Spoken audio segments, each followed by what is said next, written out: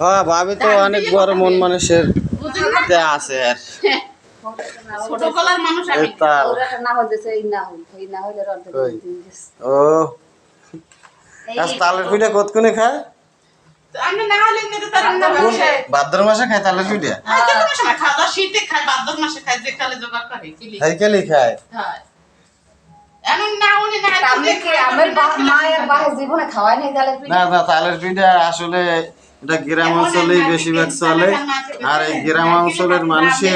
সব ধরনের পিঠা সব সিজনই খায় দাম বেশি আর এই তাল আসলে গ্রামে না থাকলে বোঝাই যায় না যে তালের পিঠা কত স্বাদ এরপর এই যে মুঠো পিঠা বলে এগুলো স্বাদ আমাদের বরিশালে অনেক পিঠা তৈরি হয় আর আমরা সচরাচর গ্রামে সবসময় এইসব পিঠা খাই আল্লাহ আমাদের খাওয়ায় যেসব পিঠাগুলো শহরের মানুষে পছন্দ করে ঠিকই শুনলে আফসোস করে ঠিকই কিন্তু আসলে খাইতে পারে না তারা